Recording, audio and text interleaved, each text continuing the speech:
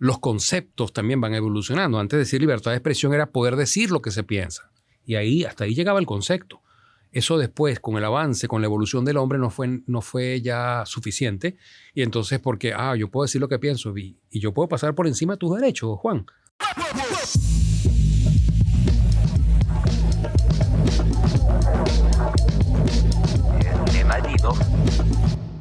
Bienvenidos una vez más a Jodidamente. Esta vez tenemos un invitado muy especial. Muchas gracias por abrirnos las puertas de la institución de la Fermitoro. Por favor, el doctor José Luis Yapé. Muchas gracias, José Luis, por venir. Gracias por la invitación. Yo quería hacer mucho esta entrevista o este podcast porque quería tener a una entidad o una persona que representara eso que siento que se está perdiendo mucho en la sociedad actual, que es la creencia en los medios de comunicación, ¿verdad? ¿Por qué cree usted que actualmente la gente desconfía tanto de los medios?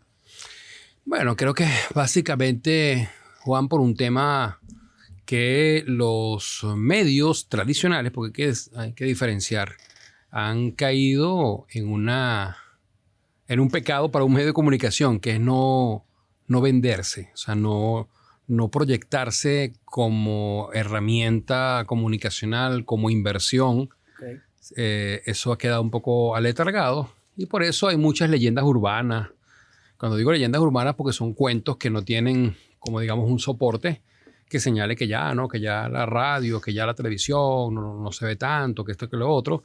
Pero fíjate que las pocas veces que se están haciendo estudios de esa naturaleza están arrojando todo lo contrario.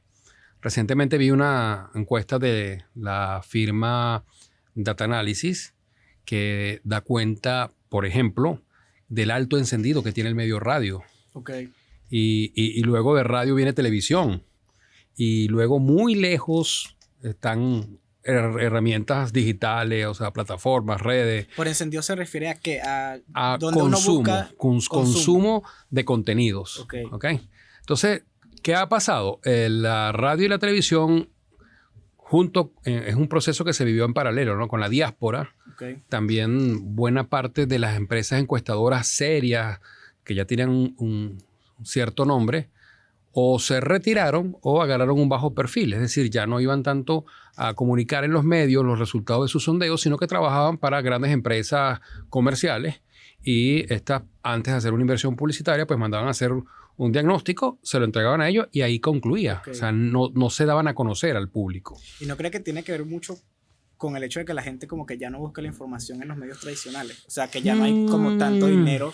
Mira, no, salvo el caso del medio impreso por razones obvias, okay, que ya es otro tema, es el tema del digámoslo, cómo se les fue negando poco a poco, a algunos incluso a paso acelerado, el papel periódico, y como hay un monopolio para la importación de papel, pues obviamente el que no entraba en ese redil quedaba por fuera. Entonces eso, que además tuvo otro proceso en paralelo, que se unió para hacer una especie de cóctel explosivo, una especie de bomba molotov, que es el tema de la falta de sencillo, o sea, con la pérdida del poder adquisitivo de nuestra moneda. Se unieron esas dos cosas y, wow, realmente ha sido muy, muy duro para el medio impreso. Okay. Pero no así en el caso de la radio y la televisión. Por eso hago la diferenciación.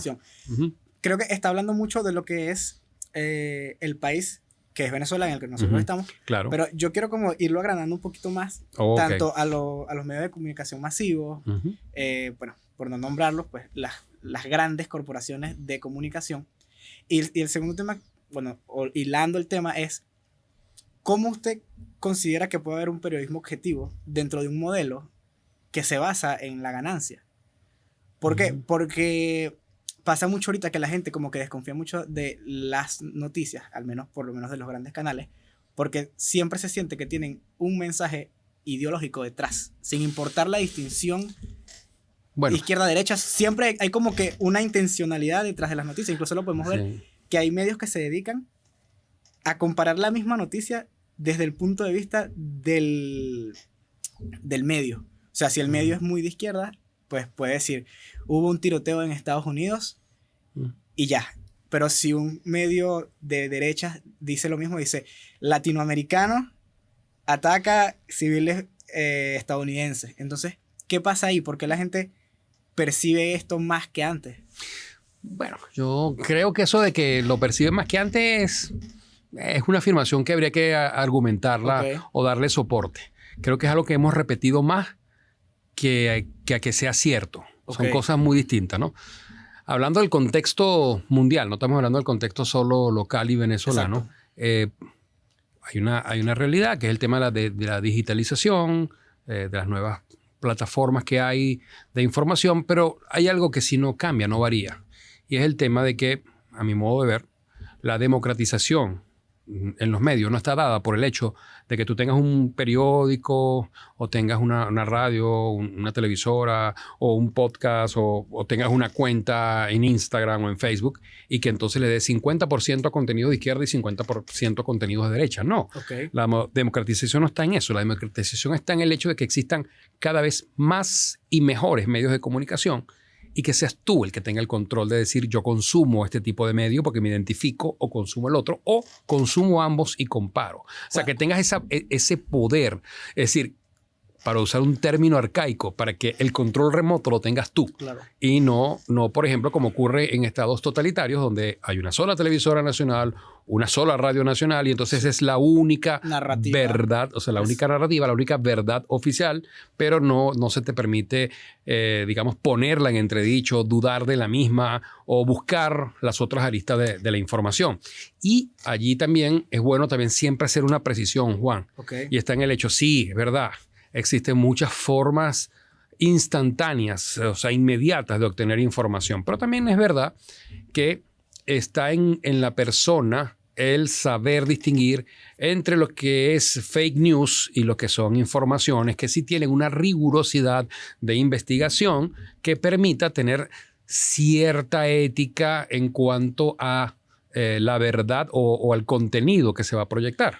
Y cuando digo eso de la cierta ética y cuando me refiero al tema de la rigurosidad es porque, claro, no es igual pedirle a un estudiante de comunicación social o a un comunicador social que tenga un contenido veraz, oportuno y bien investigado, que pedírselo a cualquier ciudadano.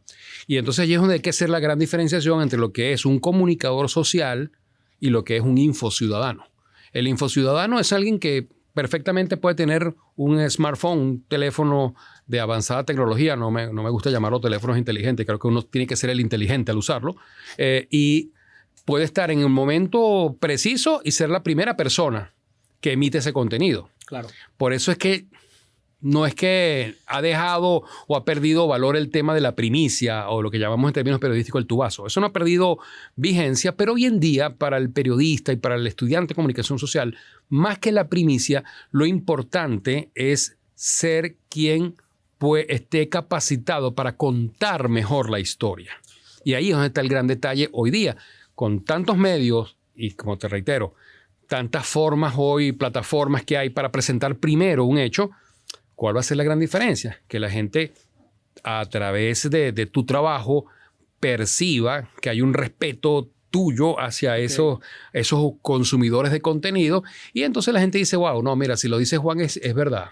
Si es cierto, ¿por qué? Porque le he hecho un seguimiento a su trayectoria, independientemente de que como ser humano puedas cometer algún error, proyectas una necesidad propia o una autoexigencia de que te gusta que los contenidos tengan calidad y que sean ciertos. Pero, ¿qué pasa con eso? Por lo menos, estoy investigando mucho para esta entrevista y a mí me llama mucho la atención que, vuelvo y repito, mientras no esté en la narrativa, porque usted puede decir un gobierno autoritario que podemos poner un ejemplo, China. Hay una sola cadena nacional, hay un solo medio nacional que transmite una narrativa. Pero en países occidentales que, o sea, decimos que son democráticos, ¿qué tanto es verdad eso? Por lo menos salieron todos estos correos que le descubrieron en la computadora del hijo de Joe Biden, que hablan de cómo ellos tapaban noticias acerca del coronavirus en el momento en que no querían que la gente hablara del coronavirus. Si yo, por lo menos, soy un entrevistador responsable o un periodista responsable y yo publico una noticia que no esté en la narrativa que nosotros vivimos, esa noticia va a ser tapada y lo que se llama en internet shadow ban, que es que nadie la ve. O sea, le llega a muy poca gente. ¿Cómo uno puede ser voz de algo objetivo si capaz esa objetividad va en contra de ciertos intereses? Mira, en los países democráticos, y esa es la gran diferencia, vas a encontrar la diversidad. Y vas a encontrar gente que lo asume con ética y gente que no lo asume con ética. Pero está en ti a qué le vas a dar peso, a qué le vas a dar soporte, a qué le vas a dar valor. Pues. O sea, ahora, si tú eres un consumidor pasivo, chévere, lo que te venga, eso debe ser verdad. No, ¿entiendes? La gran diferencia es que, como tú lo mencionabas, países como China, o para no mencionar otros países que son muy autoritarios, existe la verdad oficial y no hay manera. Es decir, si tú intentas divulgar otra, vas preso. Exacto. O simplemente te desaparecen y se acabó. En los países democráticos es verdad, se puede dar hechos como el que tú acabas de mencionar, con este tema de Biden. Te puedo mencionar muchos otros con Trump o con cualquier otro. Pero ¿cuál es la gran diferencia? Fíjate, se dieron a conocer. Exacto. Y eventualmente eso puede ser investigado y hasta pueden ir presos y pagar ante la justicia. Hemos visto presidentes norteamericanos que se les ha seguido un proceso judicial. Claro. Eso en los países autoritarios no es posible. Entonces, por eso es que se habla de que la democracia es perfectible, pero la dictadura no admite ningún tipo de cuestionamiento. Exacto. Entonces, nosotros los comunicadores sociales podemos actuar en ambos, pero vamos a estar claros, las consecuencias van a ser nefastas actuando nosotros en países autoritarios que si estamos en un país democrático. Okay. Y es algo que siempre le comento a mis estudiantes o a mis participantes en las charlas que hacemos de oratoria y de comunicación efectiva. Yo les digo, el hombre evoluciona, y como el hombre evoluciona, y qué bueno que evoluciona, los conceptos también van evolucionando. Antes de decir libertad de expresión era poder decir lo que se piensa. Y hasta ahí llegaba el concepto. Eso después, con el avance, con la evolución del hombre, no fue ya suficiente. Y entonces, porque, yo puedo decir lo que pienso y yo puedo pasar por encima de tus derechos, Juan. No, ¿verdad? Entonces el concepto se amplió. Es libertad de expresión, poder decir lo que se piensa sin afectar el derecho de otros. Y hasta allí parecía que el término estaba completo, pero el ser humano sigue evolucionando y ya ese concepto también quedó como con una camisa de fuerza, como que muy estrecho. Y hoy día decimos que libertad de expresión es poder decir lo que se piensa, respetando el derecho ajeno, pero sin sufrir las consecuencias por lo que se dice. Claro. Y es allí donde tenemos la asignatura pendiente en buena parte de los países, ¿se entiende?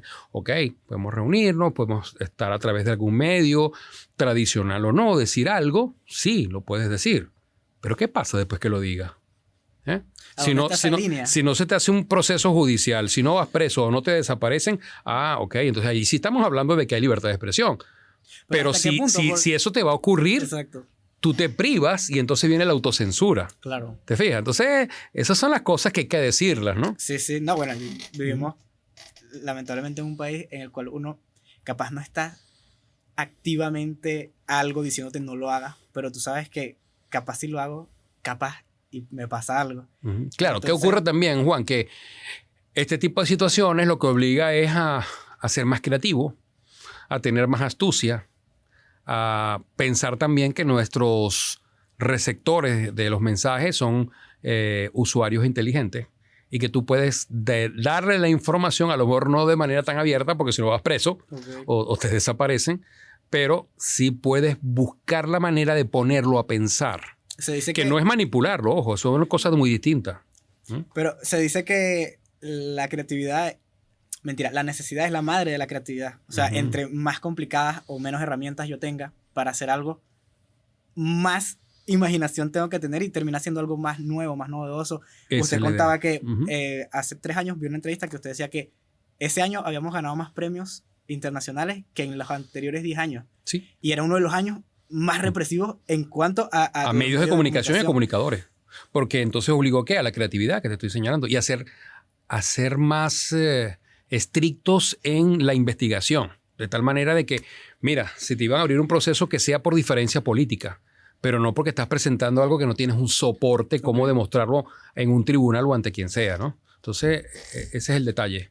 Y yo apuesto mucho a eso y sobre todo que me llama la atención que cuando hacía esa declaración, sí, fue más o menos hace 3, 4 años, la mayoría de quienes habían obtenido esos premios de periodismo a nivel continental y otros más allá, a nivel global, son comunicadores jóvenes. Okay. O sea, son comunicadores que no no te llegan a los 30, 35 años, la mayoría. Entonces eso te da cuenta de que sí, hay un futuro, hay una posibilidad, hay una generación de relevo que está buscando la manera, la forma de poder comunicarse. Y aprovechó estas herramientas. Como te digo, el problema no es la herramienta, el problema es el uso que le das, claro. Es el criterio que tenga. Entonces aprovechó estas mismas herramientas cuando buena parte de ellos trabajaban en 2 o 3 periódicos tradicionales que desaparecieron por la falta de papel, por la persecución, por lo que tú quieras, desaparecieron, pero ellos migraron hacia las plataformas digitales, crearon sus propias plataformas, Efecto Cocuyo, Armando Info, en fin. Uh-huh. Y a través de la misma pudieron hacer un trabajo muy, muy bueno de investigación periodística y sus productos, bueno, generaron a lo mejor no las investigaciones que se requerían en territorio nacional, uh-huh. pero fuera de territorio nacional sí. Es que se vuelve complicado hablar de eso porque es asumir que el espectador o el receptor de la información que uno quiere dar es alguien inteligente o alguien que se toma el tiempo cuando vivimos en una época tan acelerada en la uh-huh. cual leemos el titular y ya creemos que estamos eso informados. Es toda la verdad sí. Y que estamos súper informados. O sea, cómo uno como periodista puede hacer o llegar a ese medio de, ok, lo más posible es que no llegue a gente que vaya a leer todo, sino que lee solamente el titular. Sí, bueno, estamos en un momento donde hay una cultura a la inmediatez y lo malo de la cultura a la inmediatez es la fugacidad también. Eso obliga a que tengas códigos de lenguaje cada vez, digamos, más televisivos o radiofónicos. Por ejemplo, uno de los códigos del lenguaje te habla de que tiene que ser reiterativo. ¿Por qué? Porque si no, con la fugacidad y con la posibilidad de que tú estés consumiendo ese contenido, pero estás haciendo otras cosas, se te va. Y de repente perdiste el hilo de la cosa. Entonces, si eres reiterativo, que no es ser repetitivo, ojo, una gran diferencia, hace que la gente se conecte. Yo puedo decirte, por ejemplo, el presidente Juan Valera. ¿Ves? Arranco un lead arranco un párrafo con eso. Y digo, el presidente Juan Valera estuvo visitando Barquisimeto. En el siguiente lead, si soy repetitivo, digo, el presidente Juan Valera afirmó que tal cosa, que esto, que lo otro. Y en el tercero, a lo mejor digo, el presidente Juan Valera tal cosa. En cambio, si yo arranco diciendo, el presidente Juan Valera declaró en su llegada a Barquisimeto tal cosa, okay. Y luego digo, el primer mandatario señaló tal cosa, y luego digo, el jefe del Estado. Estoy hablando de la máxima autoridad sin tener que estar repitiendo, ¿sabes? Claro. Y esa es la gran ventaja, el saber usar nuestro lenguaje, que es muy rico. Quizás nuestro lenguaje es uno de los más ricos del mundo, porque fíjate, tiene tantas maneras de definir una sola cosa. Sí. Fíjate, te menciono nada más, por ejemplo, fíjate, tú dices cerdo, cochino, marrano, lencho, chancho, y todavía puedes seguir diciendo más cosas para definir un solo animal. Entonces, eso hace que con la creatividad, tú juegues con eso, pero obviamente te tienes que formar, tienes que leer. Claro, y hay algo importante en el lenguaje, que es como la interpretación a la que le das tú la palabra, porque yo te puedo decir, a mí me gusta comer cerdo, o a mí me gusta comer cochino, es diferente. O sea, cómo el periodista usa estas ambigüedades de una sola descripción. Con el contexto. Para el contexto, ¿sabes? Porque capaz, no sé, ¿cómo le puedes decir presidente a alguien sin hacerte sentir que eres parte de que, o sea, que estás de acuerdo con ese presidente? Puedes decir mandatario nacional. O sea, suena como más despegado de lo que tú consideras. Jefe de Estado. Entonces, la máxima autoridad en el país. O sea, hay muchas formas, muchas maneras de definirlo. Por eso te digo, o sea, lo que sí hay que hacer es reiterativo, ¿verdad? Cuando estás hablando de un código de lenguaje, como en esos medios en los que la fugacidad y la instantaneidad es quizás una de las características fundamentales. ¿Y no creo que eso está matando el periodismo en el sentido de que tal vez vamos por aquí en lo que yo le digo, que la gente como que confía cada vez en medios de comunicación? ¿Por qué?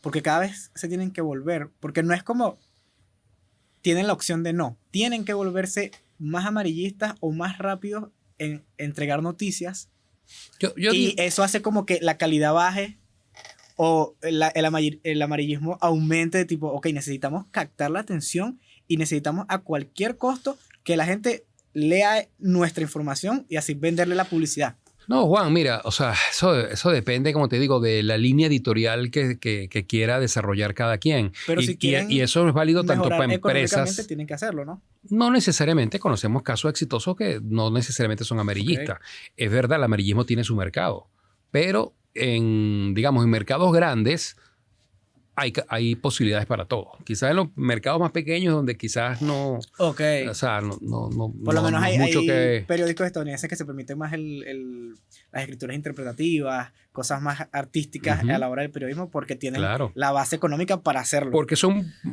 públicos masivos, entonces te puedes tú segmentar y especializar. Entonces ya tú sabes, por ejemplo, que... por decirte algo, tu especialidad... Bueno, a mí me gusta el deporte, sí, pero ¿qué especialidad? Okay. No, el béisbol. Ok. Pero entonces te tienes que volver un verdugo, o sea, un especialista en béisbol. Porque si no te vas a conseguir lectores que van a ser más que tú, con toda seguridad. Entonces, es un tema de respeto y de profesionalismo.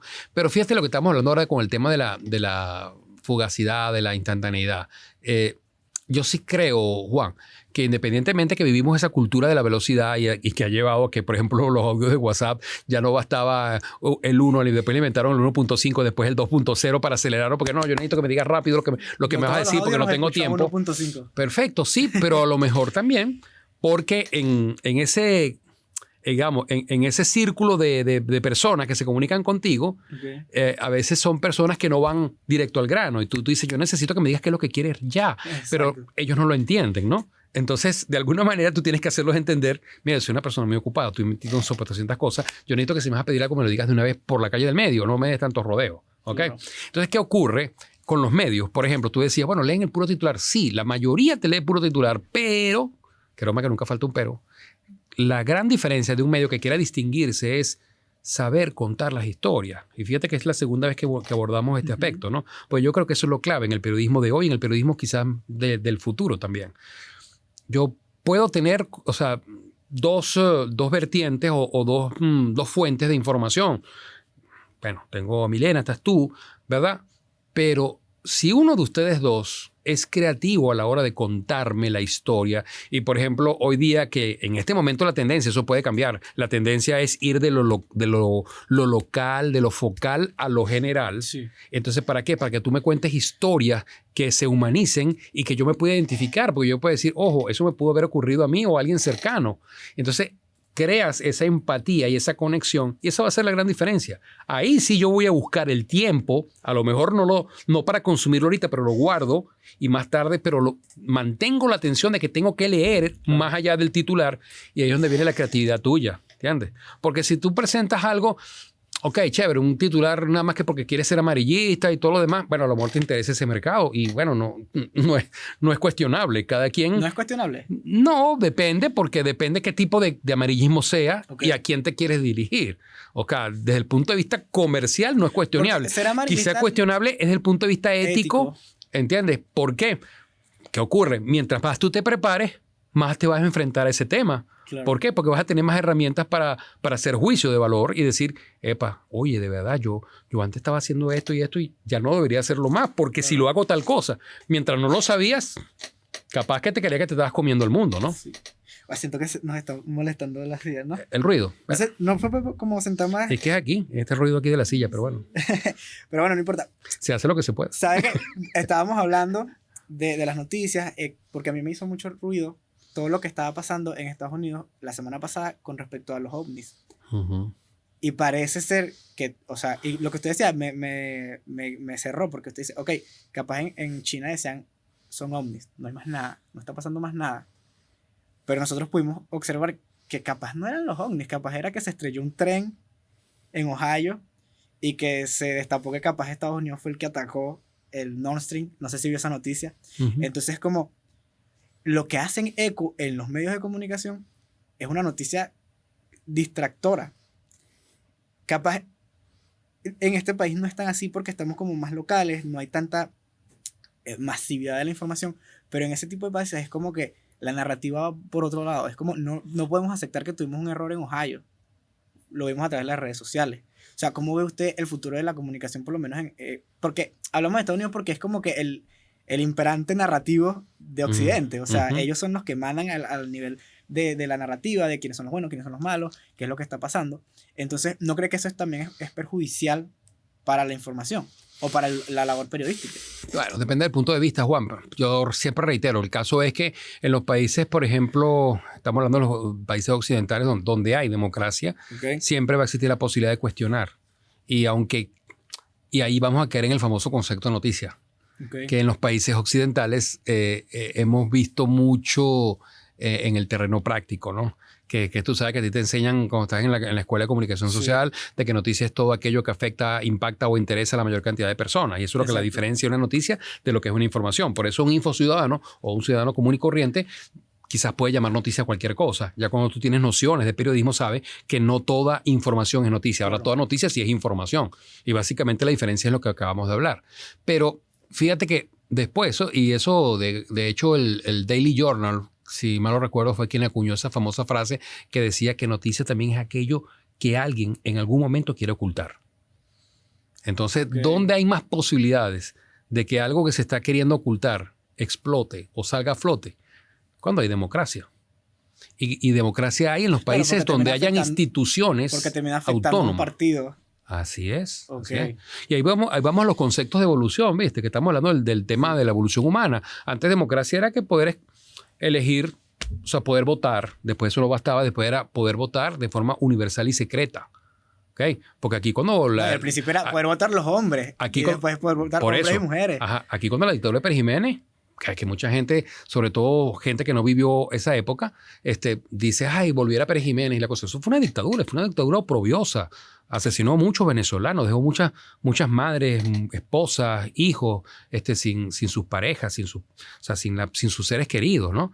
Y te hacían, cuando salías de votar, tenías que mostrar la tarjeta. Es decir, votabas por la oposición o por el gobierno, ¿verdad? Ajá, bueno, pero como tenías que meter una en la urna, ¿con cuál te quedabas? Tenías que mostrarlo afuera. Entonces, ahí te estaban diciendo, mira, te estamos chequeando. Y entonces te privabas de ejercer libremente el voto. Después vino el voto universal secreto, ¿verdad? Y ya ahí la cosa se fue ampliando. Pero después no bastaba eso. ¿Qué haces tú con elegir un presidente y que él tenga el control absoluto de todas las instituciones? Eso no es democracia. Entonces vino la ampliación del concepto de democracia, voto universal, directo, secreto, sin discriminaciones. Ya podía votar la mujer, votaba el hombre, votaban los negros, votaban los blancos, pero con autonomía de las instituciones. Es decir, que un poder legislativo pueda enjuiciar políticamente a un presidente, que un poder judicial pueda investigar a un gobierno y eventualmente, si es culpable, llevarlo preso, destituirlo e inhabilitarlo. ¿Se fija? Entonces, se fue ampliando el concepto. Yo creo que con los medios de comunicación ocurre lo mismo. Obviamente, vivimos en principio el boom de las nuevas plataformas. Pero ahora, ya a medida que la gente las va conociendo más, la gente en la medida que esté más informada, va a querer estar mejor informada. ¿Ves? Y entonces ahí es donde viene, reitero, el compromiso nuestro, porque tú mientras más te prepares, más vas a querer hacer algo mejor, con mayor calidad.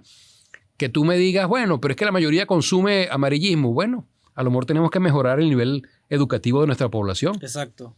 Claro, porque termina siendo como que, sí, ok, hay una ética que nos enseñan, tanto aquí en la universidad como incluso nuestros padres, cualquier lugar de donde venga una ética formada. Pero es que no importa tanto la ética que yo tenga si al final la masividad es lo que importa. Depende, porque lo más importante, ¿sabes qué, Juan? ¿Qué te importa a ti?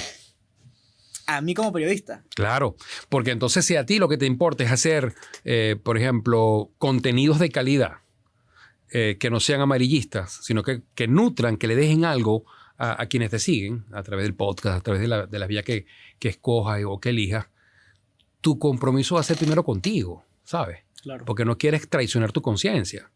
Y a lo mejor no es el camino más rápido o más corto o más para económicamente para la viable. notoriedad o para la parte económica, pero es el que a la larga sí te va a dar dividendos. A la larga. ¿Ok? Entonces, ahí volvemos al tema de que, ¿qué quieres tú? ¿Quieres fama o quieres ser un hombre de valor? Son dos cosas muy distintas. Ok. Y por lo menos siente que usted como que entendió eso desde muy pequeño, o muy pequeño no, desde muy joven en su carrera. Tipo, usted se da cuenta, ok, ¿por qué camino me voy? Claro. No te creas, no, o sea, no ha sido fácil, no ha sido... ha sido un camino hasta lento, lleno de sinsabores en algunos casos. ¿Por qué? Porque por eso mismo que te digo, lo importante es no traicionarte a ti mismo. Porque a fin de cuentas, o sea, con quien vas a vivir toda tu vida eres contigo mismo. Claro. O sea, no le han pasado cosas que se siente como obligado a traicionarse y que dice, no puedo hacer esto. he dejado de hacer cosas Okay. para no traicionarme. Eso sí. Y claro, comunicador social en Venezuela que diga que nunca se ha autocensurado, hay que revisarse. Pero para ser honestos, sí, en algún momento nos hemos tenido que autocensurar. Y a veces es un tema, Juan, y de eso poco se habla, por cierto, en los medios tradicionales, a veces es un tema también de saber cuál es la responsabilidad que hay sobre tus hombros. Cómo de repente algo que tú puedas afirmar, si no tienes el debido soporte y puede poner en riesgo el medio de comunicación, lo que significa para el resto de tus compañeros de trabajo que, ok, quizás tú tienes la fortuna, que te la has labrado, no es cuestión de suerte, de que tienes 2 o 3 trabajos, 2 o 3 fuentes distintas de ingreso. Pero en ese mismo medio trabaja una persona que esa es su única fuente de ingreso, es su columna vertebral para llevar algo de comida a la casa. Entonces, ¿sabes? Esa responsabilidad también te hace a veces medirte muy bien en qué es lo que puedes decir, qué es lo que no puedes decir y hasta dónde lo puedes decir. O sea, ese borderline, ¿no? Sí. Volviendo que, antes de que se me escape, lo anoté aquí, usted dice que uno tiene como que especializarse en algo. Tipo, ok, yo soy periodista deportivo, pero a mí me gusta el béisbol y me dedico al béisbol porque obviamente va a haber alguien que sepa más de béisbol, un señor de 60 años que tiene toda su vida viendo la liga venezolana y si te equivocas uno te va a quemar. Pero ese no es su caso. Porque usted ha ganado premios de periodismo en muchos ámbitos. ¿Qué pasa ahí? Porque por lo menos a mí me pasa que yo siento que yo podría hacer mucho dinero si yo me especializo en una sola cosa. Pero yo siento que sería infeliz. Que es como, no quiero ser solamente editor de video, sino que también quiero tener un medio de comunicación. Hazlo, Juan. Entonces, ¿cómo usted ve esa parte? Ok, sí, hay que especializarse, pero usted ganó periodismo deportivo, periodismo crónico, o sea, creo que todos, ¿no? Porque en ese proceso de especializarte, tú tienes que nutrirte de todas las aristas o los contenidos que puedas, no solo porque te lleguen, sino porque tú los busques, ¿no? Claro. Y luego, con base en eso, tú puedes ir perfilándote hacia dónde vas a dirigirte, digamos, de una manera primordial. Okay. ¿Qué ocurre? Que para el momento en que yo estudiaba y que me estaba formando, existían tantas leyendas urbanas, tantos paradigmas de que, bueno, si tú te gradúas en medios impresos no puedes trabajar en televisión o en radio. ¿Quién dijo eso? O viceversa. Si te graduabas en relaciones públicas y publicidad, entonces no podías ser reportero, por ejemplo. Y yo, pero bueno, ¿quién dijo que no se puede? Okay. Yo, por ejemplo, escogí medios impresos porque en la universidad que yo estudié vi que era el pensum más completo, más exigente, y yo decía, bueno, si yo me preparo en lo más exigente, voy a estar preparado entonces para las otras que son cosas que no son tan complejas, ¿no? Claro. Y lo complementé. Ok, vi medios impresos, pero las electivas las agarré de audiovisual.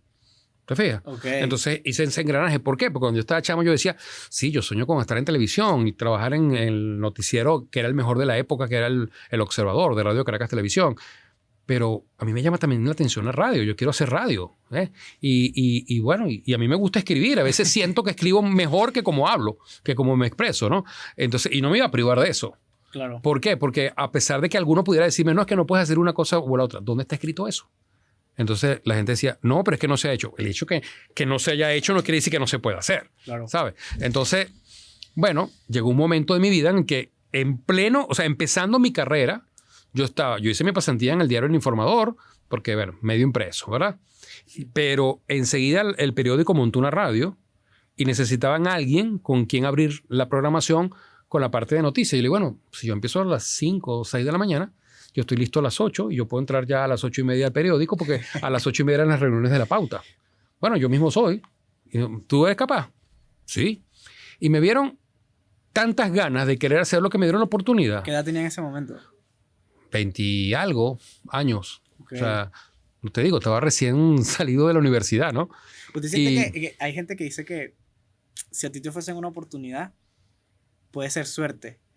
Pero yo vi estos días algo que me hizo reflexionar y decía, si a ti te están dando una oportunidad es porque tú estás preparado para ello. Es que ahí vamos. No de una manera holística, sino que la gente que te da la oportunidad sabe de cierta manera que tú estás preparado. Y aunque te dé miedo, tú tienes que lanzarte y en ese momento, pues, capaz es súper difícil el proceso, pero ya después lo vas. Mira, Juan, o sea, eso puede sonar a cliché, pero soy lo más honesto que puedo ser. O sea, yo no creo en suerte. Okay. Yo creo que eso que la gente llama suerte, ¿verdad? Lo más cercano es tú prepararte para que cuando se presente o tú propicies la oportunidad, porque pueden ocurrir las dos cosas, estés capacitado para aprovecharlo. A eso es lo que yo llamo, lo que algunos llaman suerte. A mí no me gusta llamarlo suerte. Yo digo, bueno, uno puede ser afortunado, que es distinto, pero ¿por qué? Porque lo labraste, porque lo trabajaste. Si no hubieses estudiado, si no te hubieses preparado, si no le hubieses echado pichón, olvídate, tampoco es que te iba a caer del cielo. Claro, porque es como el ejemplo de tú no ganas la lotería, sino tú aumentas las probabilidades de ganar la lotería si compras muchos tickets. Claro. Tú aumentas la posibilidad de que te contrates si conoces mucha gente. Yo te pongo un ejemplo, porque de verdad yo sí creo que nada enseña más que el ejemplo.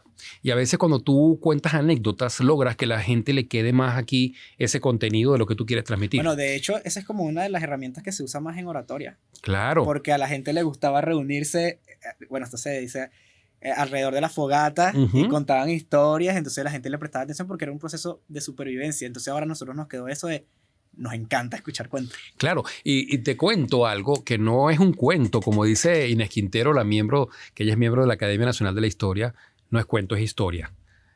Estando yo en el 9º semestre de la universidad, estaba viendo una materia electiva, Secretaría de Redacción, la profesora Ana Cecilia Alpino, ella era, por cierto, periodista del Nacional, pero allá en Maracaibo, y ella nos está preguntando a cada uno, que ya estamos próximos a terminar la carrera, porque ya el 10º semestre era trabajo de grado, o en el caso nuestro, que me gustó más así, tú podías o hacer un trabajo de grado o hacer un ciclo de reportajes interpretativos e investigativos. Yo opté por eso.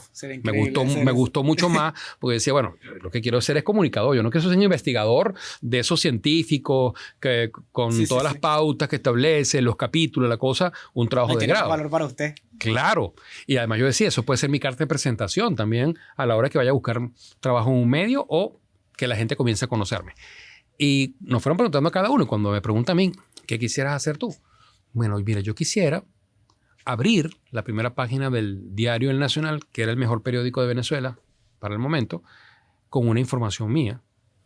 Quisiera que el noticiero, El Observador de Radio Caracas Televisión, nombre y apellido, o sea, no era cualquier noticiero, cualquier televisora, era ese específico, arranque la emisión estelar con una nota redactada por mí, que yo pueda, me den el pase y yo dé el resto de la información. O sea, yo sueño con eso. Okay. Y claro, también sueño, como yo vengo de un pueblo donde en ese pueblo la emisora era muy convencional, muy arcaica, de hecho hasta el nombre, Radio Colonial. Entonces yo decía, yo sueño con tener una emisora de radio que sea distinta a esa emisora, que esté más actualizada. Hasta un nombre le puse, ¿no? Porque era chamo, yo decía, aquella Radio Colonial, la vida se llama Radio Moderna. Y tenía programación desde el himno nacional a las 6 de la mañana hasta las 12 de la noche. Y la quería hacer en el Tocuyo. Ajá, exacto. Nombre y apellido, pues claro, es mi pueblo, ¿no? Y cuando yo menciono eso, varios de mis compañeros empezaron a reírse. No, sí, si quieres también te ganas el Oscar o algo por el estilo. Y la profesora, porque yo creo que nosotros podemos tener profesores mediocres que no necesariamente tienen por qué marcarte. Y podemos tener profesores brillantes que pueden motivarte. Y pueden ser la gran diferencia. Yo no tengo tanto problema con la mediocridad, porque la mediocridad no es ser malo. La mediocridad es estar en el medio. O sea, es mucho mejor un profesor mediocre que un profesor malo. Claro, porque también todo depende de tu actitud. Un mal profesor, tú lo puedes tomar como excusa para entonces tú no ser un profesional bueno más adelante. Claro. O lo contrario. Puedes decir, no, es que si algún día llego a dar clase, no voy a ser así. Ese es mi modelo de lo que no debo hacer, ¿verdad? Yo voy a ser como fulanito de tal. Yo recuerdo que tuve algunos profesores de bachillerato que creo que me marcaron en el sentido que eran inspiradores. Tú ibas a sus clases y aprendías mucho más allá de la simple cátedra, ¿verdad? Pero para terminarte el cuento, cuando la profesora voltea, se están riendo mis compañeros y dice, ya va, no se rían. ¿Entiendes? Porque lo importante no es tanto qué es lo que tú quieres ser, sino lo que estás dispuesto a hacer para concretarlo. Y si él se lo propone, lo va a lograr. Bueno, en una oportunidad hubo un decomiso, el mayor decomiso de droga que hubo en Barquisimeto, en Lara. No recuerdo si en el país, en ese tiempo, que fueron 2.000 kilos de droga, de cocaína, que estaban dentro de un transformador en la zona industrial de Barquisimeto. Y después yo te podría echar ese cuento si tienes el tiempo para decirte cómo me enteré. Todo el tiempo. Ah, bueno. Para resumirte el cuento, No, pero te voy a decir primero qué ocurrió. Un mes antes, el IDJ Roja, corresponsal del Nacional, me dijo, José Luis, como tú estás de corresponsal de Radio Caracas Televisión, es decir, no haces notas de esas que no le interesan a nadie, sino cosas que puedan interesar a Caracas y al país, yo voy a tomar unas vacaciones y qué mejor que tú para que lo hagas, porque además estuve revisando y tú eres graduado de medios impresos. Y a mí me gusta cómo tú trabajas. ¿Será que tú puedes hacerme las vacaciones? Yo encantado de la vida. Imagínate, hacerle vacaciones al IDJ Roja, que era palabras mayúsculas en el periodismo de muchos años en Lara y en Venezuela. De hecho, su hijo después fue jefe de redacción en el Universal también. Bueno, yo acepté, por supuesto, eso que era un reto, pero para mí que era una aventura inmensa y una oportunidad. No, para nada. Yo decía, wow, qué bueno que voy a tener esta oportunidad, voy a aprovecharla porque va a ser mi carta de presentación. ¿Por qué? Porque ya me estaba dando a conocer, ¿verdad? Como corresponsal de Radio Caracas Televisión a nivel televisivo, es decir, audiovisual. ¿Aún no había pasado lo de La Piedra? Sí, ya había pasado. Pero fíjate, a nivel nacional, a ver, ya va. No, aún no había pasado lo de La Piedra. Tienes razón. Aún no había pasado lo de La Piedra. Y yo quería que me dieran conocerme a nivel nacional como redactor, ¿sabes? Ya no era el reportero de televisión, sino redactor. Bueno, lo cierto del caso, Juan, es que tuve acceso a esa información y salió publicada abriendo el Diario Nacional. Fue la primera nota del noticiero estelar. El comandante general de la Guardia Nacional venía a Barquisimeto a hacer el anuncio con la rueda de prensa y lo suspendió porque ya había sido tubiado por mí y había salido a nivel nacional. ¿Y eso no es peligroso? Tipo, que le quiten una información tan importante o por lo menos que un general venga y diga, no, esto es mi logro. Te voy a decir algo. Ahí hay que aplicar la famosa tesis de José Vicente Rangel. José Vicente Rangel decía, no sé si sabes que también fue periodista, ¿no? Y él decía, cuando tú sepas que van a atentar contra ti, Dios no lo quiera, ¿no? Que van a atentar contra ti por algo que tú manejas, una información, después lo que sea, de este episodio, dalo a conocer a la mayor cantidad de personas posible, porque eso va a hacer eso te respalda, claro, que frenen. Y eso, de verdad, en muchos casos he visto que ha sido súper efectivo. Cuando tú dices, si a mí me pasa algo, ¿verdad? Fue tal. Los responsables pueden ser fulanito y fulanito porque estoy dando a conocer tal cosa, hermano, ahí te blindas. Y puede como hablar un poquito más de cómo se consigue esa noticia. Mira, yo siempre le digo a mis estudiantes, por cierto, ahorita estoy que quiero volver a las aulas de clase. Posiblemente el semestre que viene ya comienzo otra vez. No se debe perder nunca la sencillez, la humildad, por mucha notoriedad que tú logres, porque eso es básico y sobre todo para nosotros los comunicadores sociales. Si tú te vendes como una persona de mucha fama, pero inalcanzable, no se te va a acercar la gente, ¿verdad? En cambio, si tú eres auténtico, y no digo que seas sencillo o humilde por aparentar, sino porque de verdad lo seas, porque por convicción, la gente te va a sentir cercano. Y entonces va a ser mucho más fácil que te enteres de tantas cosas y que puedas, lo que se llama, alimentar las fuentes, que es lo que para un periodista es capital. Porque así como para un periodista lo más importante es la credibilidad que tengas ante tu público, bueno, para lograr esa credibilidad tienes que cultivar la fuente. Y recuerdo que estaba yo de guardia el fin de semana. En esa época estaba en los 3 medios: impreso, audiovisual y radio. Y me dicen, mira, te vamos a invitar como tocuyano a que vengas a la elección de la candidata a la reina de los carnavales del Tocuyo. Eso fue en el Estadio Carvajal. Y yo dije, bueno, yo mismo yo voy. De hecho, le dije a mi jefe de redacción en El Informador, Altidro Jiménez, le dije, mira, Altidro, yo voy a ir al Tocuyo. O sea, yo sé que no estoy obligado a cubrirlo, pero quiero hacerlo. Y bueno, lo que yo recoja, te lo traigo como información. Sí, dale. Altidro también, que era mi jefe de redacción, era del Tocuyo. Pero vivía en Barquisimeto. Me dijo, sí, dale. Cuando yo llego, se me acerca un guardia nacional que estaba de civil, un poquito prendido. Y me dice, José Luis Yepes, el observador. José Luis Yepes. Y yo, o sea, ya me conocía, pues, por los medios. Se desapareció. Y entonces, no, ya está jubilado, ya. Sí, okay. Sí, de la guardia. Por eso, pero no voy a decir, por supuesto, su nombre. Y él se me acerca y yo le digo, wow, está celebrando. ¿Sabes? Ahí es donde cualquier otro periodista de estos que se la tiran de divo. Se va. Ay, no, ¿sabes? No, yo me puse a echar cuento con el hombre. Ajá, y eso que andaba así como que alegre y la cosa. Y mientras estaba en la elección de la reina, ojo. Yo pensé que mientras estaba el transformador. No, eso era en la tarima, ¿no?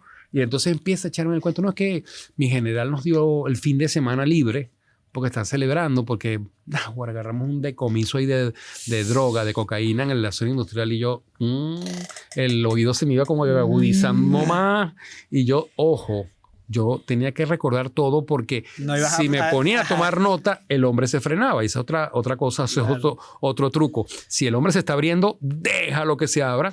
Y entonces él me echa todo el cuento y yo le digo, sí, ¿y en qué parte de la zona industrial? ¿Y cómo estaba? No, eso estaba dentro de un transformador, tal. Pero de verdad eran 2.000 kilos, porque hasta ese momento no había ningún decomiso de 2.000 kilos. Claro, ese era el mayor decomiso en la historia policial. Y entonces, wow.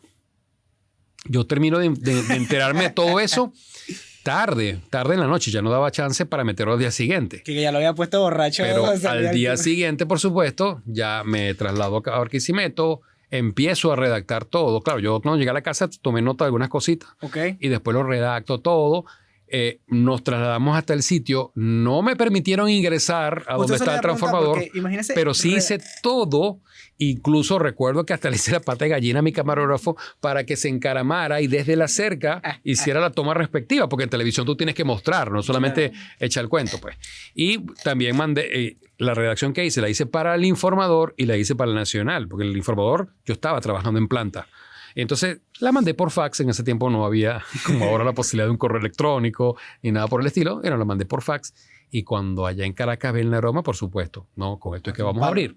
Entonces te fijas como algo que era un sueño, pero si tú construyes o buscas los ladrillos necesarios, tienes la paciencia, la perseverancia, porque eso es muy importante, Juan. Tú puedes tener el talento, pero si no eres perseverante, no te disciplinas, no vas a lograr las cosas. Pero hay algo que es importante resaltar.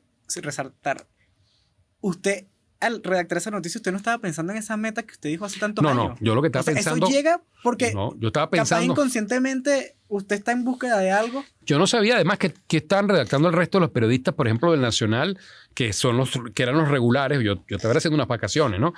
A nivel nacional, que podía haber otra información más importante. Eso le iba a decir, capaz sí me llamó la atención. Fue suerte eso, ¿no cree usted? No. Porque ese día no sí me llamó la atención que cuando este muchacho guardia me dice 2.000 kilos, yo, obvio, lo que estamos hablando, un poco de formarte y cultivarte. Yo decía, que yo recuerde, nunca ha habido un decomiso de 2.000 kilos de cocaína de alta pureza, porque eso fue otra cosa que me dijo, que era de alta pureza. Ya le habían hecho las pruebas respectivas y tenía más de 98% de pureza, algo así. No recuerdo bien el porcentaje, pero sí recuerdo que me dijo alta pureza. ¿Okay?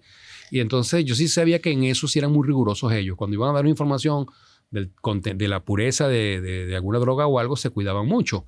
Y bueno, obvio, conseguí no solamente el nombre de la fuente, sino de otros funcionarios que lo acompañaron. Yo me reservé el secreto de la fuente. No dije quién me había dado la información. Busqué la manera de redactarlo que no se interpretara que alguno de los guardias se le había escapado.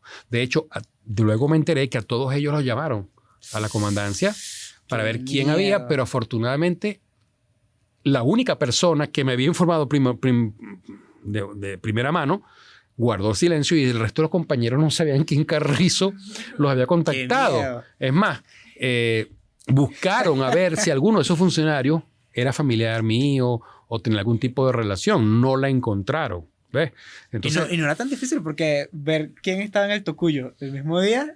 Sí, pero ¿quién sabía que yo estaba en el Tocuyo ese día? De ellos, me refiero. O sea, del comandante general de la Guardia o el comandante del Core 4 aquí. ¿Entiendes? Ajá, que él no habló con ustedes después de eso. No, como a los 4 o 5 años después. Sí. Que salió de la cárcel. Sí. No. Que ya, o sea, nos encontramos de manera fortuita por allí. Y bueno, el Tocuyo es un pueblo, ahí nos conocemos todos. ¿Okay? ¿Y qué le dijo? Pero, ¿qué le dijo? No, que bueno que yo era un periodista tan ético, o sea, que no vendí su nombre, porque yo pude haber hecho como hacían muchos que, fíjate. José Luis Yepes revela ¿qué ocurre? Tal. El código de ética del periodista te dice que tú puedes guardar el secreto de la fuente. Y de hecho eso después lo refuerza la ley de ejercicio del periodismo, pero además también es un derecho constitucional. Cuando tú revisas la Constitución vas a encontrar un artículo que te habla de que nadie puede obligar a un periodista a revelar el secreto de su fuente. Entonces, pero hay otros que por la notoriedad, por la cuestión, capaz que dicen, no, a mí me lo informó Juan. Exacto. Y que Juan le caiga el diluvio universal, ¿no? Guara. Pero no, en eso hay que ser empático y hay que ser conscientes también. Pero, ¿no le da miedo el hecho de que, o sea, cómo usted corrobora esa información que le da el militar en este caso? O sea, claro. Es como usted sabe que eran 2000, que él no estaba fanfarroneando. Yo eso lo chequeé la mañana siguiente, okay, antes de mandar la información. ¿Y cómo lo chequea? ¿A quién le pregunta? No, esa parte sí no te la puedo decir hasta que esa persona se muera. Porque okay, básicamente ese fue el convenio que hicimos. Eso fue algo así como el famoso... el convenio es que no diga. El famoso cuento del caso Watergate. ¿Sabías que se le dio el nombre de garganta profunda a la persona que suministró a Woodward y al otro periodista del Washington Post toda la información? Bueno, algo así. O sea, si yo a esta altura todavía de mi vida dijo el nombre de esa persona que está viva, no sé si... Capaz sí, pero mejor no. Sí, no. Ya es un acuerdo que tenemos. ¿Ese es un acuerdo verbal o eso está escrito? No, es un acuerdo verbal, pero eso es muy importante también decirlo. Cuando tú vas a hacer un acuerdo de confidencialidad, trata de establecer primero el acuerdo y luego suministra la información. Porque si tú suministras la información y después pides, ya deja como que si la persona tiene la honestidad de decirte sí, te lo voy a respetar o no. En cambio, si tú logras primero el acuerdo, dices, mira, yo te voy a pasar una información que es muy valiosa, pero yo necesito que tú te comprometas, o sea, que me des tu palabra, me jures que no lo vas a informar. ¿Qué pasa? Si tú faltas ese juramento, tú puedes ser enjuiciado por el Tribunal Disciplinario del Colegio de Periodistas, te suspenden incluso por 5 años o de manera indefinida el ejercicio profesional. Y en el caso venezolano, la ley te dice que para ejercer legalmente la comunicación social, el periodismo, tienes que estar colegiado. Por eso es que es importante que no te suspenda un tribunal disciplinario, ¿no? Entre otras cosas. Y... Wow. Claro, pero sí lo corroboré. Si a eso te refieres, sí lo corroboré. Sí, o sea, es como da miedo dar una información que sea falsa. La contrasté con 3 fuentes distintas. ¿Okay? Pero esta obviamente fue la que me dio todo el insumo. Porque cuando acudí a las otras, una sí estaba resistente a darme información, pero cuando yo le di datos, digo, no, pero es que ya tú te sabes todo, ¿vale? Y ahí tú lo que necesitas es saber. Y por el rango que tenía, ¿entiendes? Esta persona, que además, en anteriores oportunidades me había dado información, digamos, de peso y sólida, porque tú aprendes también a diferenciar como comunicador social cuáles son fuentes creíbles y confiables y cuáles no. Eso no quiere decir que no vayas a cometer un error, lo puedes cometer como ser humano. Si le ha pasado a Nelson Bocaranda, que para mí es uno de los mejores periodistas que hemos tenido en Venezuela, imagínate qué puede ocurrir para el resto. Pero uno lo que trata como comunicador o como profesional es minimizar la posibilidad de cometer error. ¿Sabes qué? Quería hablar de eso. Muy interesante, porque se cree, y esto no creo que simplemente sea con los periodistas, siento que es con todo el mundo, que uno no tiene derecho a retractarse o a equivocarse. O sea, capaz uno hace 2, 3 años decía algo y como decíamos al principio, yo siento que toda noticia tiene una carga ideológica de uno a escribirla. Capaz uno hace 3 años pensaba algo totalmente diferente. Y ahora por lo menos, capaz a usted o a mí me critican por lo que yo decía hace 3 años y ahora no es así. ¿Qué piensa usted de eso? O sea, uno tiene que ser coherente durante toda su vida. Por lo menos yo considero que no. Yo te digo algo. O sea, eso me recuerda a mí un trabajo científico, un artículo científico que escribió, que después fue convertido en un folleto y se publicó, que es de Ignacio de la Cruz, profesor universitario, investigador, comunicólogo. Él hizo un ensayo sobre la objetividad en el periodismo. Y para hacerte corto el cuento, él concluye que la objetividad en el periodismo es la subjetividad honesta. Es decir, entender que tú eres subjetivo. Sí, tú no, es mentira que tú puedas decir yo soy 100% químicamente puro, 100%, o sea, no, tú eres un ser humano. Y como tal, vienes arrojando una serie de cargas, de formación, de influencias, pero llega un momento que tú estás consciente de todo eso y sin embargo tratas de hacer lo más honesto posible tu trabajo, ¿verdad? Y eso sí ya es la subjetividad honesta, o sea, porque sí hay subjetividad. Es mentira que va a ser una objetividad pura, 100%. Se busca. Por lo que hemos estado hablando. Exacto. Pero es tratar de presentar tu trabajo lo más honesto posible, lo más completo posible y sin tratar de manipular. Entonces, la subjetividad honesta, eso es la objetividad en el periodismo. No hay otro concepto. Ok. Entonces, usted dice que usted ha cambiado su forma de pensar desde que comenzó hasta ahora y que eso no está mal. No, yo no digo que he cambiado, yo digo que he evolucionado. Ok. Que es distinto. Porque, pero capaz habían cosas que pensaba antes que dice, claro, porque yo pensaba esto. Y te las va dando la misma formación. Y lo que estábamos hablando al principio, que estábamos diciendo, a medida que tú vas adquiriendo más herramientas, ojo, ya tu percepción incluso en algunas cosas van cambiando, pero en otras se van consolidando y fortaleciendo. ¿Ves? Pero lo que no puede haber es que, obtengas más información, más conocimiento, y no, lo voy a echar a un lado y voy a seguir haciendo las cosas sabiendo que no es la mejor forma de hacerlas. Claro. Y por eso que estamos hablando del tema del amarillismo, del tema de presentar las cosas lo mejor posible. Oye, si llega un momento en que tú te vas formando y sabes que estás manipulando a tu público o que estás no siendo honesto, porque sigues por ese camino. Pero ahí yo tengo algo que decir. ¿Qué tanto podemos criticar a una persona que tiene que comer y que si no lanza noticias amarillistas? No hablemos de gente, por lo menos estamos diciendo, capaz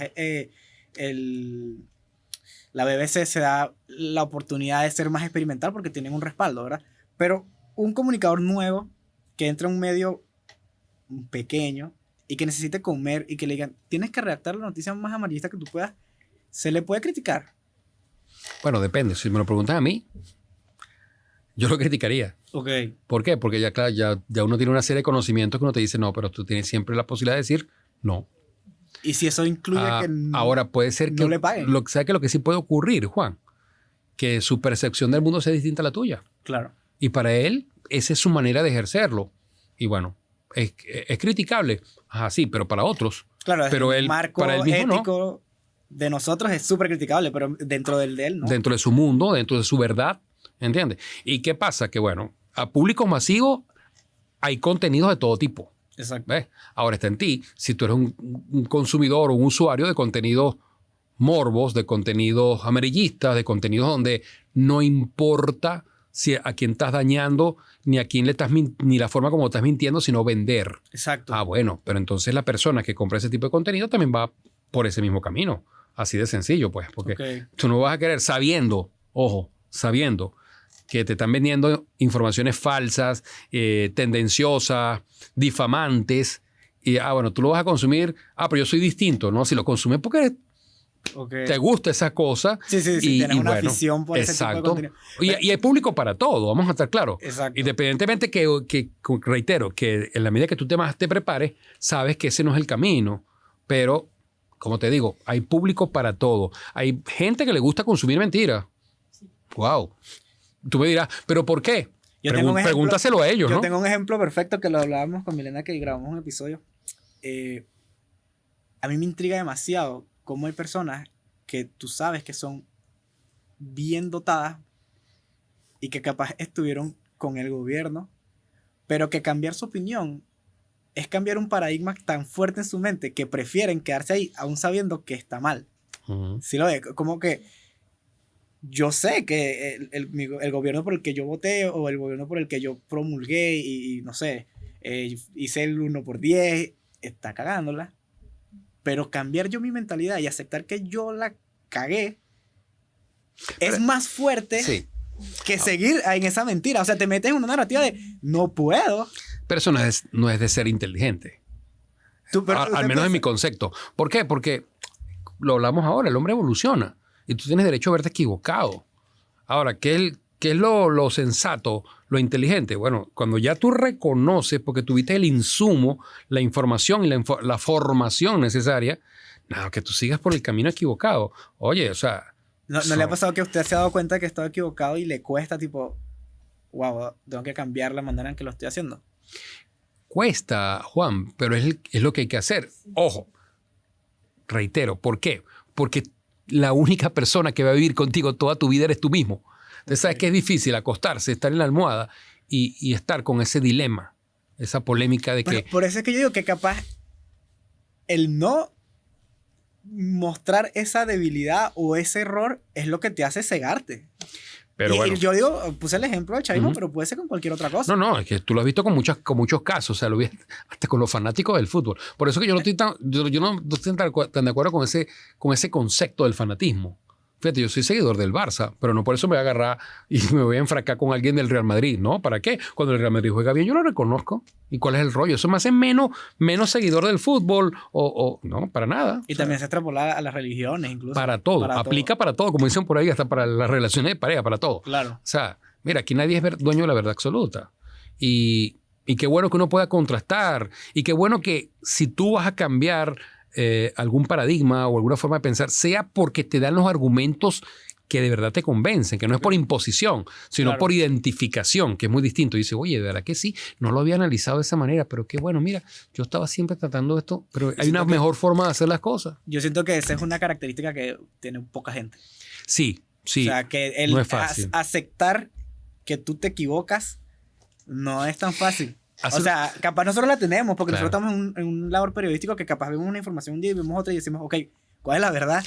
Pero no todo el mundo tiene ese acceso. Mira, hace un par de semanas leí por ahí una frase que se ve tan sencilla y tan, no sé, tan básica, pero que es tan profunda, ¿no? Dice, es de inteligentes decir no sé. Ok, volvimos. Estábamos, bueno, hicimos un pequeño corte técnico. Nos estaba comentando algo que es... ¿Qué? Estábamos, bueno, antes de que nos indicaran que se había acabado el rollo. Que se había acabado el rollo, que había parado la cosa ahí, estamos hablando del tema de que en estos días yo vi una frase que no por básica o sencilla deja de tener su profundidad, que es decir, que es de inteligente decir no sé. Okay. Porque, mira, o sea, enrollarse la vida por no decirle a alguien, mira, no sé sobre tal cosa, pero mira, si te ven la honestidad de decir, pero voy a averiguar. Y al tener respuesta sobre eso, te respondo. Somos menos por eso, para nada. No. Todo lo contrario. Eso sí, nos ata menos a complejos y digamos, a traumas innecesarios, ¿no?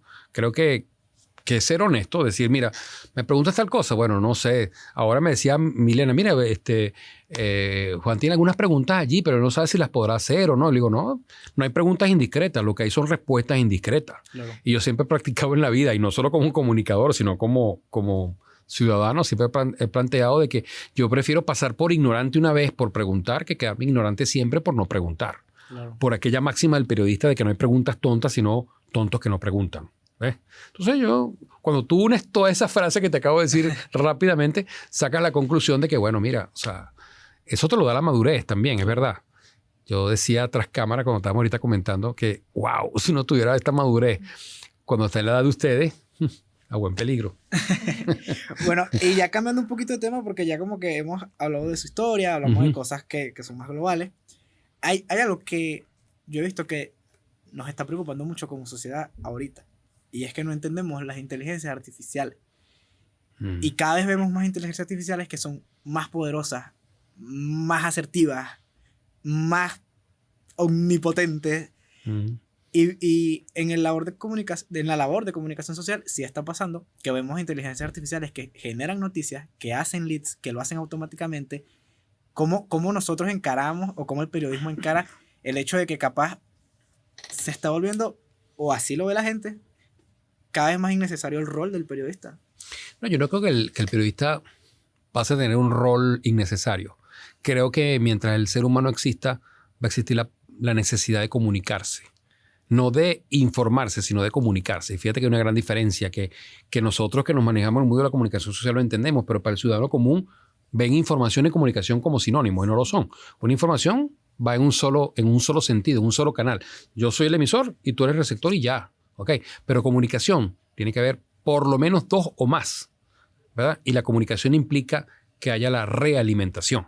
O sea, que yo me convierto en emisor a través de un medio, un canal. Lo que es la dialéctica. Tú decodificas ese mensaje, lo procesas y cuando tú emites tu opinión o me das respuesta, ya hay una realimentación y ahí es donde se da realmente la comunicación. Entonces, el ser humano necesita comunicarse. Que varía o amplía las formas de comunicarse, eso es otra cosa. Mientras exista el ser humano, creo que va a existir esa necesidad de comunicarse, y mientras exista la necesidad de comunicarse, los buenos comunicadores van a tener la oportunidad de hacer su trabajo. O sea, que te siente que cada vez vamos a estar en trabajos más especializados. Sí. Y que va a quedar mucha gente por fuera. No creo que quede mucha gente por fuera. Forzados a mejorar. Sí, algunos por convicción y otros por necesidad. Exacto. Los que lo hagan por convicción van a tener la gran ventaja de que van a disfrutar la aventura de especializarse en algo muy específico, y los que no lo van a hacer, bueno, porque no les queda de otra, ¿no? Pero van a tener que meterse por ese redil. Y la historia nos ha demostrado eso, el tema de que a públicos más masivos hay que segmentar entonces los destinatarios, los mensajes, y dentro de esa segmentación se ha venido dando un fenómeno interesante, que es lo que llaman la glocalidad. Claro, porque estamos en una infoxicación. O sea, hay una monstruosa posibilidad de obtener contenidos, y llega un momento en que si no tienes la debida preparación, tú dices, pero ¿qué es verdad y qué no es verdad? Entonces, ahí vamos al tema que tú decías. ¿Los comunicadores tendrán o no tendrán oportunidad? Sí van a tenerla. ¿Por qué? Porque también siempre va a haber algo de ese público, no te voy a decir si es mayoría, minoría o mediana, porque eso ya es algo muy subjetivo, pero siempre va a haber gente dispuesta a consumir contenidos de aquellas fuentes que le generen credibilidad. Okay. ¿Qué ocurre? Que hay mucha gente, por ejemplo, que se informa por YouTube. Y por YouTube y WhatsApp son las principales fuentes de desinformación y de fake news que hay. Okay. Eso lo sabemos, ¿no? Sí. Por experiencia incluso propia. Pero también es verdad que te encuentras con personas que te dicen, pero ya va. Pero ¿por qué si esto surgió? Si están diciendo por allí que Estados Unidos y que hay una caravana donde se ve un ovni tapado, que lo tumbaron, que esto, que lo otro. ¿Por qué no me lo informa ningún medio respetable, con credibilidad? Aquí hay algo raro.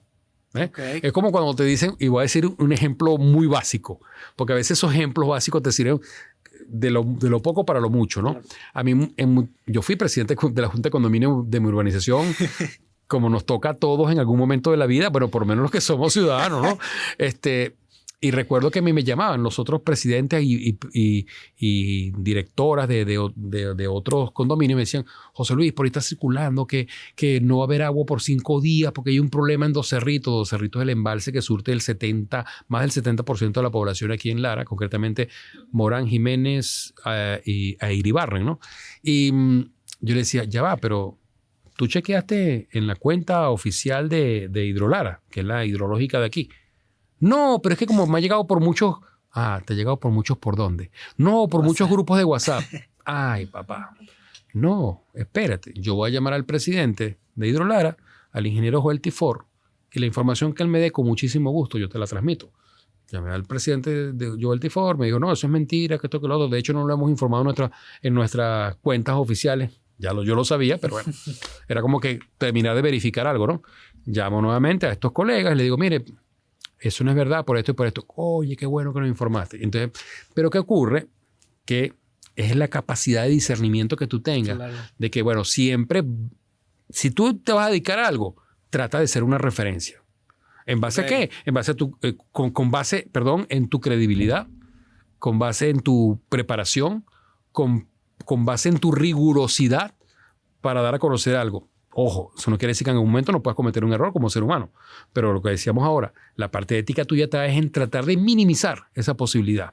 Entonces, para que tú te conviertas en una referencia, entonces la gente diga, oye, vale, si lo dijo Juan es verdad.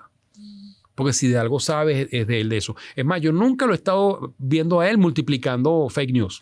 Okay. Y ya eso es una referencia. Porque la gente hace fake, o sea, no tanto canales que se dedican a hacer fake news, pero por lo menos yo no entiendo la finalidad de estos mensajes de WhatsApp. Estas notas de voz que dicen no va a haber gasolina durante tal día, y te dan una información que parece tan real, pero que es falsa. Tipo, hablamos con el teniente tal que nos dijo que tal y tuvimos una reunión, y es como una nota de voz de 3 minutos que es alarmante. Recuerdo que cuando estuvieron a punto de invadir Venezuela, se pasaron, no, que a las 12 vamos a entrar por Brasil, por tal zona, que tal cosa, y vamos a entrar por el área de Colombia, por el bosque, no sé qué. Algo que nunca estuvo planteado.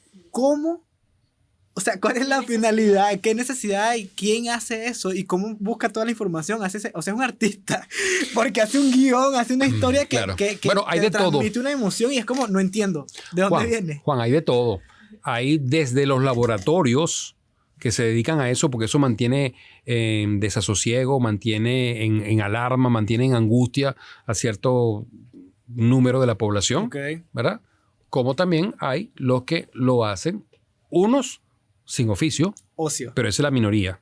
La gruesa mayoría está en el laboratorio que te digo, porque eso plantea entonces tener a la gente ocupada en problemas que se disuelven a las pocas horas, pero que te ocuparon y te angustiaron igual. Claro. ¿Okay? No, y que la ansiedad te queda días. Y luego está el tema en un porcentaje, no sé en cuál, pero en un porcentaje, el tema del morbo, el tema de la gente que le gusta el chisme también, como ocurre en todo conjunto residencial, en toda urbanización o en toda ciudad. Pues siempre hay la gente que le llega a eso. Ahora, hay que preguntarse también. Y eso siempre lo damos nosotros en los talleres que damos de comunicación efectiva, cuando abordamos el tema del rumor, por ejemplo, en las organizaciones. Hay que preguntarse por qué cuando se genera un rumor o unos chismes, ¿por qué te llegan a ti? Ok. Entonces uno tiene que revisarse. ¿Por qué? Porque ya va. Porque ya sea el si la gente sabe que yo no lo voy a replicar y ahí se va a morir, me va a llegar menos gente con el chisme. Ahora, si saben que yo lo voy a multiplicar, bueno, vamos a decírselo a Juan, que eso es como poner un megáfono o un altavoz y se va a propagar. Y ahí es donde vamos. Búscate un fake news que yo haya replicado en mis cuentas. Ninguno. Porque trato de ser muy riguroso con eso, porque sé que además ese es uno de los principales capitales que tenemos nosotros los comunicadores sociales, que es el tema de la credibilidad. La credibilidad, mira, cuesta edificarla. Eso es ladrillo por ladrillo. Pero que se caiga o desmoronarse, eso puede ser en un segundo, en un tuit. Porque es que me parece que es tan complicado. Por el ejemplo que tenemos que nos pasó a todos, que lo vivimos aquí en la Fermín, que fue cuando en el Moon mataron a la reina Isabel. Y eso se hizo súper viral y medio serio lo replicaron y es como, ¿cómo es eso posible? Claro. ¿Cómo usted cree que es eso posible? No es nada de eso. Acá de plantear sean errores, porque son mucha gente. Pero acabas de plantear algo interesante. Basta que uno, medio o comunicador con renombre, comete el error para que se aplique como un efecto dominó. Claro. Porque entonces la gente va a decir, ok, bueno, pero es que lo dijo fulanito de tal. Y el fulanito de tal nunca se equivoca. Claro. Entonces, por eso que sí es un tremendo compromiso. Sí. Y yo soy de los que creo que en virtud de esta vorágine que hay la cosa, yo diría, más que dar primero la información, si tú me preguntas, para mí lo más importante para el comunicador es ser el que mejor cuente la historia. Y hay momentos en que tú tienes que decidir no contar la historia porque sientes que no suma. Así es. Y eso también es ético. Ok. ¿Por qué? Porque también tú eres ciudadano. Y hasta qué punto tú quieres ser un multiplicador de mensajes que van a generar un daño en la comunidad o en la sociedad. Creo que este es un increíble cierre. Bueno, José Luis, muchísimas gracias. No, gracias a ti. Gracias por darnos este espacio de nuevo. Gracias por acogernos aquí en la Fermín, nuestra alma mater. Qué bueno. Gracias. Ya podemos prender aquí el equipo para empezar a grabar, ¿no? O sea, porque estamos calentando aquí, ¿no? Sí, claro. No, podemos hablar 3 horas. Okay. Bueno, te he invitado también a nuestro espacio. Claro. Que es más controlado. Podemos hablar todo lo que usted quiera. Excelente. Si podemos volver a hablar, sería increíble. La verdad, muchas gracias por esta ahora que vamos a estar en vacaciones de intersemestre, bueno, sí, hay un poquitico más de espacio en la agenda. Incluso si usted quiere hablar de algún tema y dice, no, yo siento que Juan podría divulgar este contenido, pues también está abierto a ir. No, muchísimas gracias. No, gracias a ti. Bueno, muchas gracias por vernos una vez más en este capítulo. Recuerden seguirnos en todas las redes sociales. Suscríbanse, por favor, que es súper importante para el crecimiento del canal. Y si ven cualquier clip en YouTube, en TikTok, en Instagram, en cualquier lado, pues compártanlo, que eso nos ayudaría bastante. Nos vemos la semana que viene.